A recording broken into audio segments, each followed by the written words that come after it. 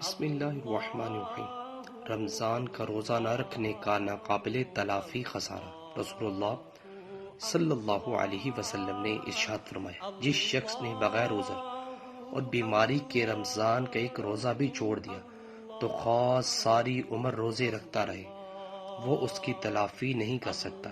حضرت جابر رضی اللہ عنہ سے روایت ہے کہ رسول اللہ صلی اللہ علیہ وسلم نے فرمایا، میرے نزدیک تم میں سے دنیا میں سب سے زیادہ محبوب اور قیامت کے دن مجھ سے سب سے زیادہ قریب بیٹھنے والے وہ لوگ ہیں جو تم میں بہترین اخلاق والے ہیں، اور میرے نزدیک تم میں دنیا میں سب سے زیادہ قابل نفرت اور قیامت کے دن مجھ سے دور بیٹھنے والے وہ لوگ ہیں جو باتونی بلا احتیاط بولنے والے، زبان تراز اور تکبر کرنے والے ہیں۔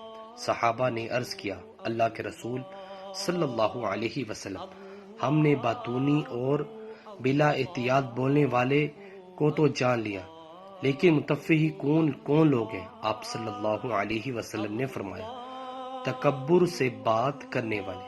حوالہ موجود ہے۔ سو ویورز، اللہ تعالیٰ سے دعا ہے اللہ تعالیٰ میں بھی ان احادیث پر عمل کرنے کی توفیق عطا فرمائے اور اپنی زندگی کو اسلام کے مطابق بسر کرنے کی بھی توفیق عطا فرمائے۔ ویڈیو کو شیئر کریں۔ جزاک اللہ۔ السلام علیکم ورحمۃ اللہ وبرکاتہ۔